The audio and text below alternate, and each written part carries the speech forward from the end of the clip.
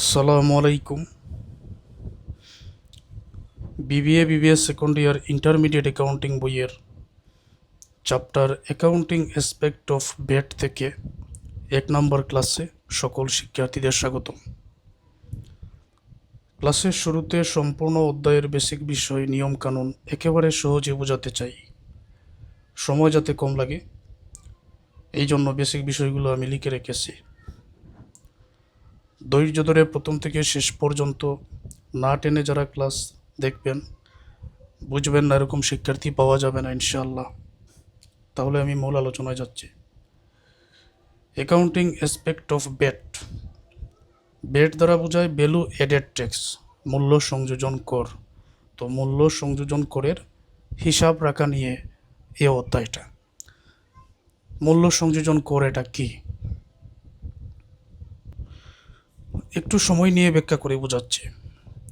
একটি দেশের সরকার বিভিন্ন উন্নয়নমূলক কাজ করে, রাস্তাঘাট, ব্রিজ, বিভিন্ন প্রকল্প। তো টাকা কোথায় পায়? তো সরকারের আয়ের অন্যতম উৎস হচ্ছে কর। কর আবার দুই ধরনের, একটা হচ্ছে প্রত্যক্ষ কর, আরেকটা পরোক্ষ কর। প্রত্যক্ষ কর মানে যারা ইনকাম করে, ইনকামের উপরে যে কর দিতে হয়, হতে পারে এটা বেতন থেকে আয়, ব্যবসা থেকে আয়, একটা নির্দিষ্ট নিয়ম আছে, নিয়ম মেনে কর দিতে হয়। আরেকটা হচ্ছে পরোক্ষ কর। তো পরোক্ষ কর হচ্ছে মূল্য সংযোজন কর। যখন তুমি কোনো একটা পণ্য ক্রয় করো, পণ্যের দাম যদি 1000 টাকা হয়, এটার মধ্যে কর অন্তর্ভুক্ত থাকে আরও 150। প্রত্যক্ষ কর দেওয়াটা বাধ্যতামূলক, আর পরোক্ষ কর যদি তুমি সুবিধা বুক করো তবেই দিতে হয়। যেমন 1000 টাকা পণ্যের দাম, এটার কর ধরো আরও 15%, ব্যাট মূল্য সংযোজন কর, তখন এটার মূল্য দাঁড়ায় 1150 টাকা। এই যে 1150 টাকা একটা প্রোডাক্টের দাম, এখানে মূল্য আছে, মূল্য সংযোজন করও আছে। এই করের টাকাটা সরকারকে দেওয়ার জন্য যে পদ্ধতিতে হিসাব রাখা হয়, এটাই হচ্ছে অ্যাকাউন্টিং অ্যাসপেক্ট অফ ভ্যাট, মূল্য সংযোজন করের হিসাব রাখা। আর মূল্য সংযোজন করটা তো বুঝতে পেরেছ, যে কোনো প্রোডাক্টের সাথে যে অতিরিক্ত কর যুক্ত থাকে, ওই করের টাকাটা কিন্তু সরকারের কাছেই যায়। আমি বলবো এ অধ্যায়টা সবচেয়ে বেশি গুরুত্বপূর্ণ, কারণ এ অধ্যায় থেকে 2টা ফরম্যাটের ম্যাথ পরীক্ষায় থাকে। আমার কাছে মনে হচ্ছে যে 2টা ফরম্যাটের ম্যাথ পরীক্ষায় আসবে, কারণ প্রতি বছর আমি আসতে দেখেছি, অনেক বছর যাবৎ আমি আসতে দেখেছি। একটা হচ্ছে জার্নাল, এই যে নিয়মগুলো দেখাবো, আর আরেকটা হচ্ছে এই কোস্ট শিটের। তো এই নিয়মটা দেখিয়ে তারপর একটা ম্যাথের সমাধান সম্পূর্ণ হাতে কলমে লিখে বোঝাবো ইনশাআল্লাহ। সময় দিয়ে ক্লাসটা দেখো। তো ভ্যাট সংক্রান্ত জাবেদা দাখিলা হিসাব রাখার জন্য পারচেজ গুডস ফর ক্যাশ অথবা অন অ্যাকাউন্ট। পারচেজ মানে ক্রয়, গুডস মানে পণ্য। তো পণ্য ক্রয় নগদে কিংবা বাকিতে। যদি নগদে পণ্য ক্রয় করা হয় তখন এটার জাবেদা দাখিলার নিয়ম হচ্ছে purchase debit, VAT current account debit, cash করা হয় ক্রেডিট। আর যদি অন অ্যাকাউন্ট বা বাকিতে হয় তখন ক্যাশের জায়গায় শুধুমাত্র অ্যাকাউন্টস পেবলটা হয়ে যায়, আর তেমন কোনো পার্থক্য নেই। আমি গুরুত্বপূর্ণ আরও একটা কথা তোমাদের বলতে চাই। এই যে পারচেজ, তারপর ক্যাশ, অ্যাকাউন্টস পেবল, এগুলো সম্পর্কে আরও ক্লিয়ার হওয়ার জন্য একটা কাজ তোমাদের করতে হবে। যারা ফার্স্ট ইয়ার থেকে আমার ক্লাস দেখতেছেন ভালো কথা, তোমাদের তো জানা আছে। আর যারা নতুন আমার ক্লাস দেখতেছেন, আগে কখনো আমার ক্লাস করো নাই, তখন আমার ইউটিউব চ্যানেল আলামিন স্যার বিবিএর প্রিন্সিপালস অফ অ্যাকাউন্টিং বইয়ের প্লেলিস্টের সবার উপরের 2টা ক্লাস তোমরা দেখে নিও। সম্পূর্ণ বইয়ের বেসিকের 2টা ক্লাস, যেখানে এই দাখিলা, এনটি, জাবেদা দাখিলার নিয়ম সব কিছু আমি একেবারে সহজে বুঝিয়ে দিয়েছি। আর ওই বেসিকগুলো জানলে তোমাদের জন্য একেবারে সব কিছু সহজ হয়ে যাবে ইনশাআল্লাহ। তো ক্রয়ের জন্য এটা একটু পরে প্রয়োগ করে বোঝাবো। সোল্ড মানে বিক্রয়, সোল্ড গুডস পণ্য বিক্রয়, ফর ক্যাশ নগদে পণ্য বিক্রয়, অন অ্যাকাউন্ট বাকিতে বিক্রয়। যদি নগদে বিক্রয় হয় ক্যাশ ডেবিট হবে, আর বাকিতে বিক্রয় হলে তো অ্যাকাউন্ট রিসিভেবল ডেবিট হবে। Sales credit, VAT current account credit. যে কোনো যদি বিক্রয় থাকে, বিক্রয় থাকলেই কিন্তু এই জার্নালটা, শুধু নগদ থাকলে ক্যাশ আর অন অ্যাকাউন্ট থাকলে অ্যাকাউন্ট রিসিভেবল, এটাই পার্থক্য। বোঝাতে পারছি? Open VAT current account, VAT deposit on government treasury. বেডটা যখন তুমি সরকারকে দিবে তখন তো বেড কারেন্ট অ্যাকাউন্টটা খুলবে। এই ক্ষেত্রে journal bed current account debit cash অথবা ব্যাংক ক্রেডিট। যে কোনো সম্পদ যদি তুমি ক্রয় করো, সম্পদের নামটা ডেবিট করতে হবে। আর সম্পদ ক্রয় করলে নগদ চলে যায়, নগদ চলে গেলে ক্যাশ ক্রেডিট করতে হয়। নিয়মটা ছিল কোনো সম্পদ যদি ব্যবসায় আসে যে কোনো লেনদেনের মাধ্যমে, সম্পদের নাম করতে হয় ডেবিট। কোনো সম্পদ যদি চলে যায় সম্পদের নাম করতে হয় ক্রেডিট। সম্পদ ক্রয় করার মাধ্যমে যে সম্পদ ক্রয় করছে সেটা তো আসবে, ওইটা ডেবিট। আর নগদ এটাও তো সম্পদের মধ্যে পড়ে, তো নগদ চলে গেলে ক্যাশ ক্রেডিট। গুরুত্বপূর্ণ আরও কিছু বিষয়। পারচেজ অথবা সেলসের সাথে হুইচ অথবা প্লাস থাকলে ব্যাট ডিরেক্ট 15% বাহির করতে হয়। আবার পারচেজ অথবা সেলসের সাথে ইনক্লুডিং অথবা উইথ থাকলে ব্যাট বাহির করার নিয়ম, যদি 15% এরকম উল্লেখ থাকে তখন 15 দ্বারা ভাগ 15 দ্বারা গুণ 115 দ্বারা ভাগ। এখন যদি 4% থাকে তখন 4 দ্বারা গুণ 104 দ্বারা ভাগ।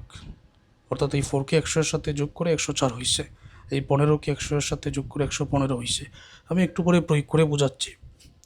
এই হলো একটা নিয়ম। এখন আরেকটা যে নিয়ম কোডশিট, এটা যেহেতু আমি পরবর্তী ক্লাসে ম্যাথের সমাধান করব, তাই আজকে আর এটার আলোচনা করতেছি না। এটা অনেক গুরুত্বপূর্ণ। এই দুইটা নিয়মের মধ্য থেকে আমার কাছে মনে হচ্ছে দুইটাই থাকবে।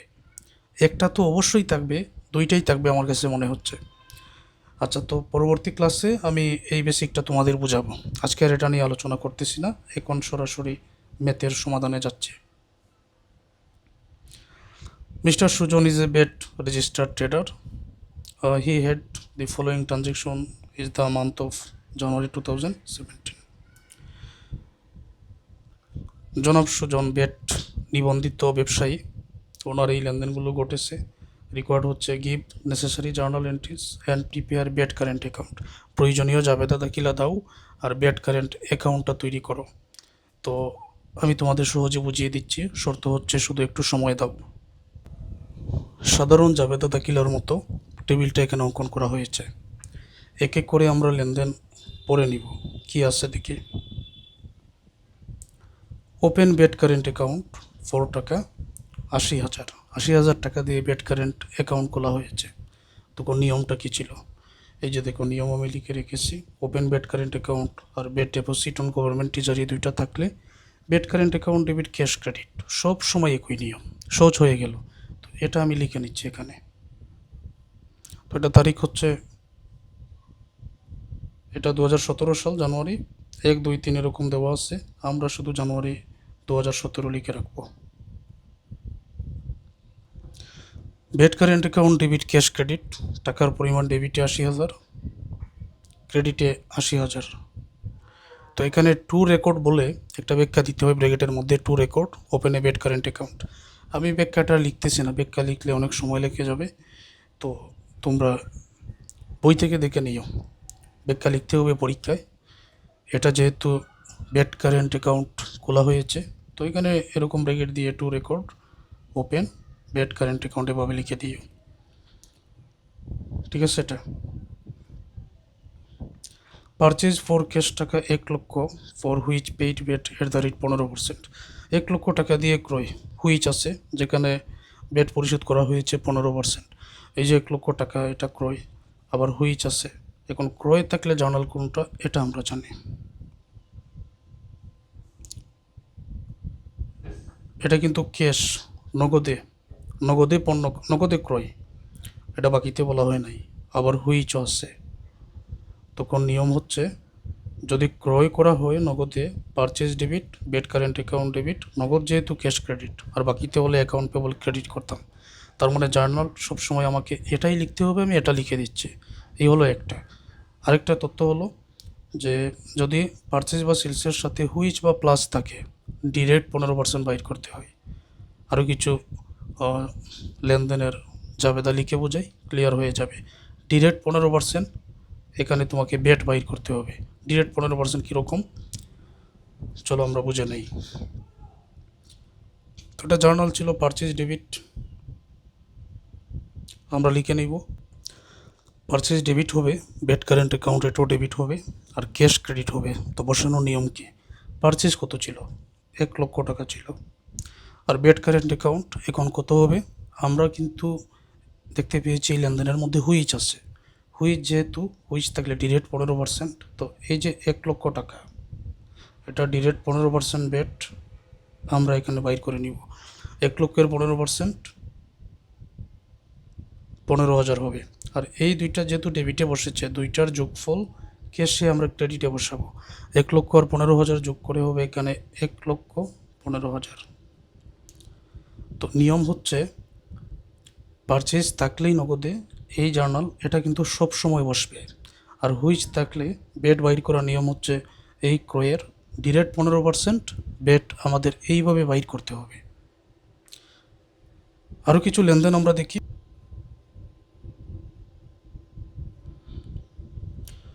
সোল্ড ফর ক্যাশ টাকা 1,50,000 for which received VAT at the rate 15%।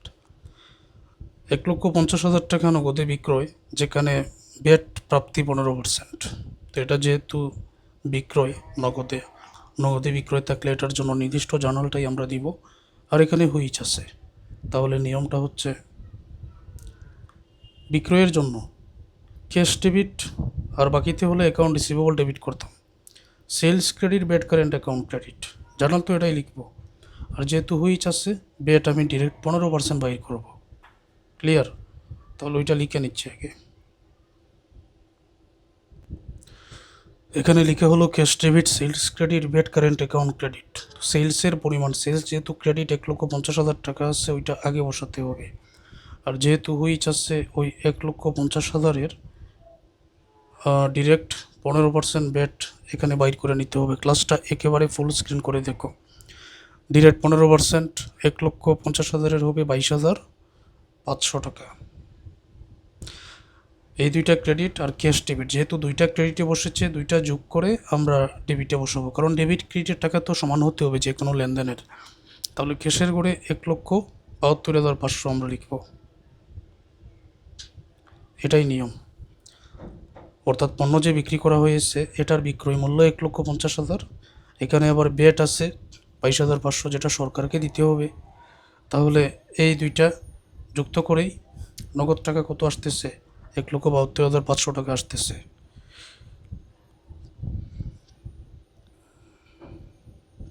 এটাই নিয়ম। Purchase on account with 15% VAT 4 টাকা 1,25,000। পারচেজ মানে ক্রয়, অন অ্যাকাউন্ট বাকিতে ক্রয়, বেট আছে 15%, আর টাকার পরিমাণ 1,25,000 টাকা। এই ক্ষেত্রে নিয়মটা হচ্ছে আমরা তো ক্রয়ের journal purchase debit, VAT current account debit লিখব।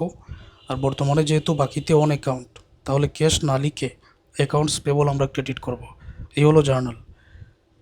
আর দেখো, পারচেজ বা সেলসের সাথে কিন্তু ইনক্লুডিং উইথ থাকলে 15 দ্বারা ভাগ হবে, 15 দ্বারা গুণ হবে, 115 দ্বারা ভাগ হবে। তাহলে আমি 15 দ্বারা গুণ করবো, 115 দ্বারা ভাগ করব। তো প্রথমে ক্রয়ের জার্নালটা লিখে দিচ্ছে।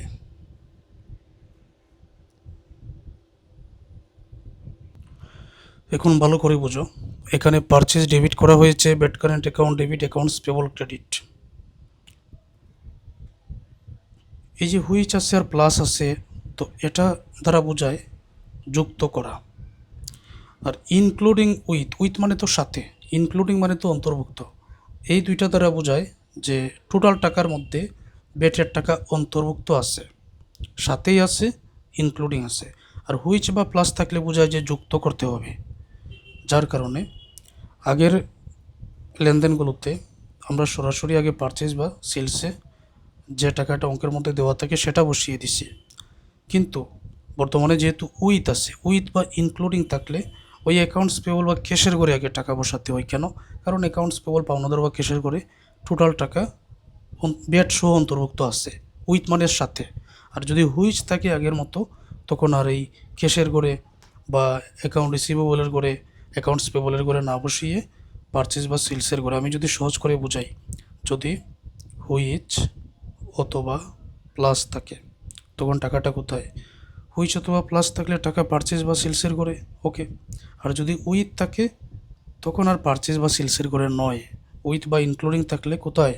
অ্যাকাউন্টস পেবল, অথবা এখানে যদি ক্যাশ থাকে ক্যাশ, অথবা অ্যাকাউন্ট রিসিভেবল থাকলে রিসিভেবল, ওই করে বসাতে হবে। তখন আর পারচেজ বা সেলসের করে বসানো যাবে না।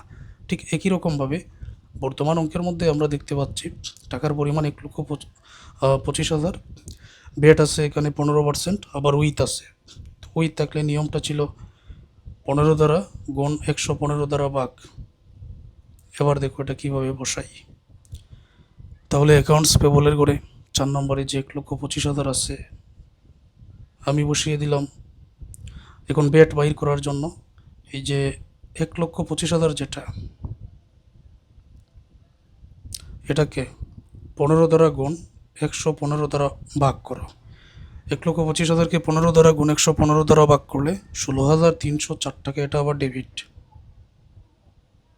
তারপর তুমি যেহেতু বেট উইথ মানে সাথে ইনক্লুডিং অন্তর্ভুক্ত, 1,25,000 সাথেই কিন্তু বেট আছে, এই জন্য 1,25,000 থেকে বেটের টাকা বিয়োগ করে বাদ দিয়ে বাকি যে 1,08,696 থাকে, 1,08,696 থাকে, এটা আমরা এখানে বসাবো।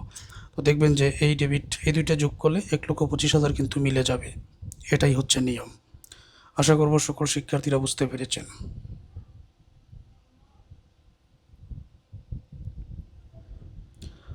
Sold on account with 15% VAT 4 টাকা 2 লক্ষ। দেখো এখানেও কিন্তু উইথ আছে। অন অ্যাকাউন্ট মানে বাকিতে বিক্রয় 2 লক্ষ, উইথ আছে। তো তোমরা নিশ্চয়ই বুঝতে পেরে গেছো, যেহেতু উইথ আছে তাহলে 15 দ্বারা গুণ 115 দ্বারা ভাগ, আবার বাকিতে যেহেতু বিক্রয়, তখন অ্যাকাউন্ট রিসিভেবল ডেবিট হবে, ক্যাশ ডেবিট এটা হবে না, কারণ এটা বাকিতে। সেলস ক্রেডিট ঠিক থাকবে, বেট কারেন্ট অ্যাকাউন্ট ক্রেডিট ঠিক থাকবে। জার্নালটা আমি লিখে নিচ্ছি। যে 2 লক্ষ টাকা আছে সরাসরি দেনাদারের করে বসা যাবে। এখানে কিন্তু দেনাদার ডেবিট, ওকে, দেনাদারে করে 2 লক্ষ টাকা বসালাম। তারপর আগে বেট কারেন্ট অ্যাকাউন্ট বাইর করে নেই। এই 2 লক্ষ গুণ 15 দ্বারা গুণ 115 দ্বারা ভাগ, তখন বেট কারেন্ট অ্যাকাউন্ট এটা কিন্তু ক্রেডিট 26,087 হবে। 2 লক্ষ থেকে 26,087 বাদ দিলে 1,73,913। এই ডেবিট 2 লক্ষ, ক্রেডিটের এই দুইটা কিন্তু মিলে যাবে। আশা করব সকল শিক্ষার্থীরা বুঝতে পেরেছেন।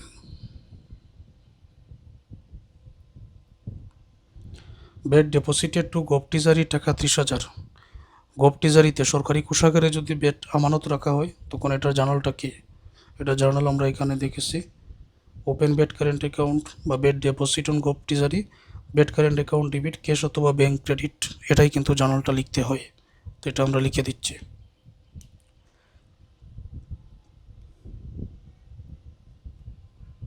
Bet current account debit, cash অথবা ব্যাংক ক্রেডিট, টাকার পরিমাণ 30,000 টাকা।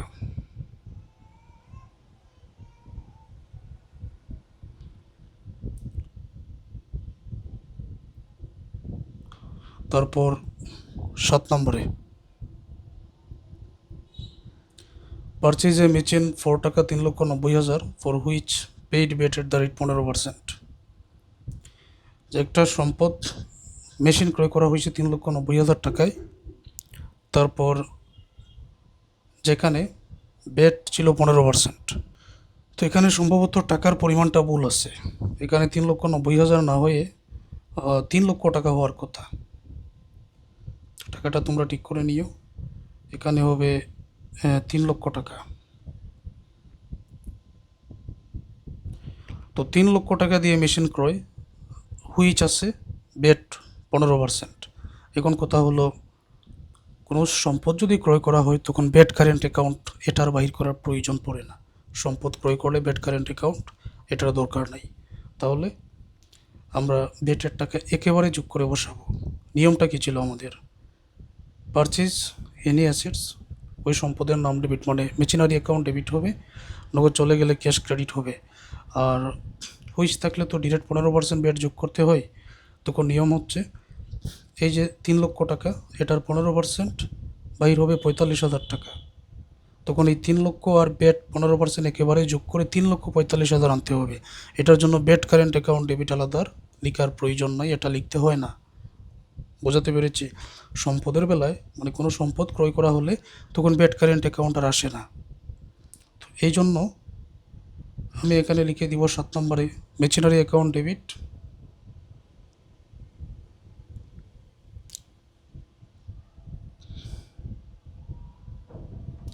Machinery account debit cash credit, টাকার পরিমাণ আসবে একেবারে 3,45,000।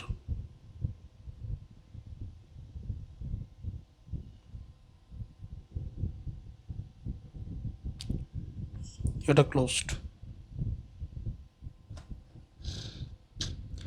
পারচেজ সাপ্লাইজ উইথ 15% বেড 4 টাকা 20,000। সাপ্লাইজ এটাও কিন্তু সম্পদের মধ্যে পড়ে। সাপ্লাইজ ক্রয় উইথ 15% বেড, এখানে কিন্তু উইথ আছে বেড 20,000, তার মানে উইথ যদি থাকে এখানে এই বিক্রয় মূল্য এবং বেড একসাথে অন্তর্ভুক্ত থাকে। পণ্যের মূল্য আর বেড উইথ থাকলে বুঝতে হবে যে অন্তর্ভুক্ত একসাথে আছে, এই জন্য আলাদা করে এখানে আর অ্যাড করার প্রয়োজন নাই, যে 20,000 আছে ওই 20,000-ই। আর যদি আগের মতো হুইচ থাকতো তখন এই 3 লক্ষ এর 15% বেড আলাদা করে বাইর করার প্রয়োজন পড়তো। বোঝাতে পেরেছি? তাহলে পারচেজ সম্পদ ক্রয় করা হয়েছে, সম্পদের নাম ডেবিট, সাপ্লাইজ ডেবিট হবে, আর নগদ চলে গেছে ক্যাশ ক্রেডিট। যে 20,000 আছে ওইটা, এটার মধ্যে বেট একেবারে অন্তর্ভুক্ত আছে কারণ এখানে উইথ আছে, বেট আর এই জায়গায় যোগ করার প্রয়োজন নাই। সাপ্লাইজ ডেবিট ক্যাশ ক্রেডিট, টাকার পরিমাণ হবে 20,000।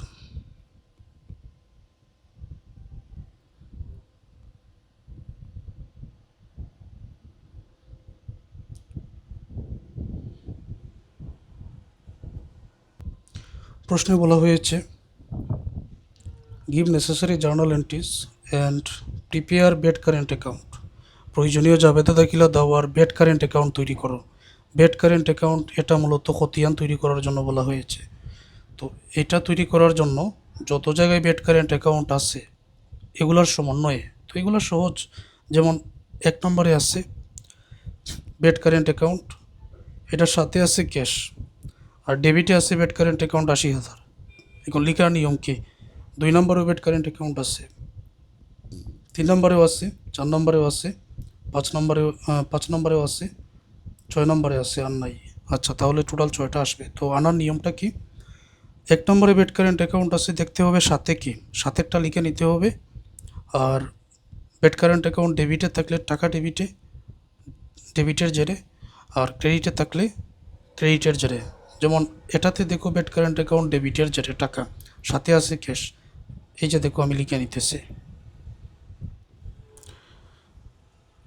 তো এই জায়গায় দিলাম আমি 1 নম্বরটা, সাথে আছে ক্যাশ। ওকে, 6টা আছে, 6টা করে দিয়ে দিই।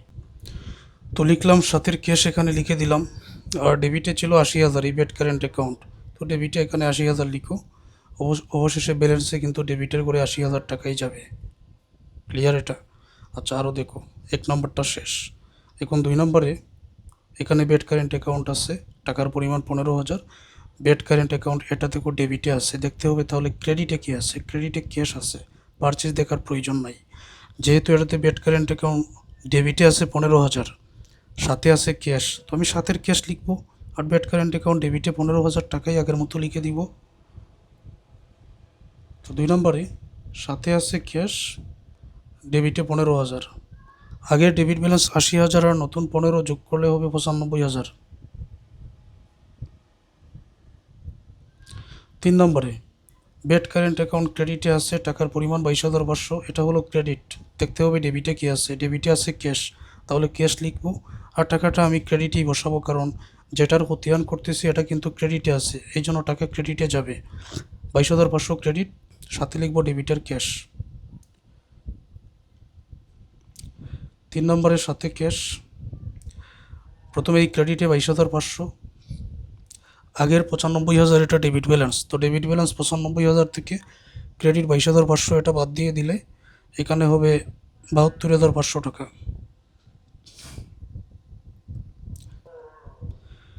3 নম্বর পরে 4 নম্বরে আছে এখানে এই যে বেড কারেন্ট অ্যাকাউন্ট ডেবিটে 16,304 টাকা, তো এটার ক্রেডিটে আছে অ্যাকাউন্টস পেবল, অতএব আমি অ্যাকাউন্টস পেবল সাথে লিখব, কিন্তু বেড কারেন্ট অ্যাকাউন্ট ডেবিটের করে 16,304 টাকা বসাতে হবে।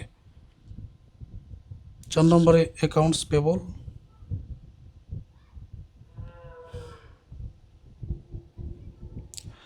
আর ডেবিটের করে বসাতে হবে 16,304 টাকা। তো আগের 72,500 এটা কিন্তু ডেবিটেই আছে, আর বর্তমানে যে 16,304 এটাও কিন্তু ডেবিটে। 72,500 আর 304, 16,304 যোগ করলে 88,804 টাকাই হবে। 5 তারিখে ব্যাট কারেন্ট অ্যাকাউন্ট ক্রেডিটে আছে 26,087 টাকা, কিন্তু এইটাই লিখবো। এখন দেখবো ডেবিটে কি আছে। ডেবিটে অ্যাকাউন্ট রিসিভেবল আছে, তো অ্যাকাউন্ট রিসিভেবল আমি সাথে লিখবো, আর ব্যাট কারেন্ট অ্যাকাউন্টের টাকাটা ক্রেডিটে বসাবো 5 নম্বরে। সাথে আছে অ্যাকাউন্ট রিসিভেবল,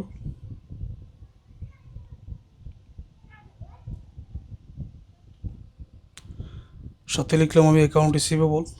আর এটার account receivable VAT current account টাকা ক্রেডিটে ছিল 26,087।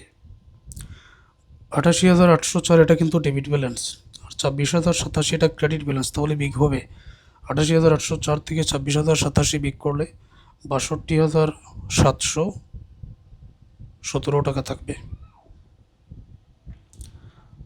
5 নম্বর পরে এখানে আছে 6 নম্বরে এই যে ব্যাট কারেন্ট অ্যাকাউন্ট, সাথে আছে ক্যাশ অথবা ব্যাংক, কিন্তু ব্যাট কারেন্ট অ্যাকাউন্ট এটা কিন্তু ডেবিটে 30,000 আছে, তো ডেবিটেই আমি বসাবো।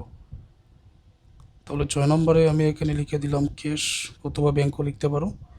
আর টাকাটা কিন্তু ডেবিটে আছে 30,000, তো এই যে ডেবিটের ঘরে 30,000 বসালাম। এখন পর্যন্ত 62,717 এটা কিন্তু ডেবিটের ব্যালেন্স। 62,717 এর সাথে 30,000 যোগ করলে 92,717 টাকাই হবে। এই যে এটা আমরা বাহির করেছি, এটাই হচ্ছে ব্যাট কারেন্ট অ্যাকাউন্টের টাকা। আশা করছি সকল শিক্ষার্থীরা বুঝতে পেরেছেন। প্রয়োজনে আবার এই ক্লাসটা দেখে নাও।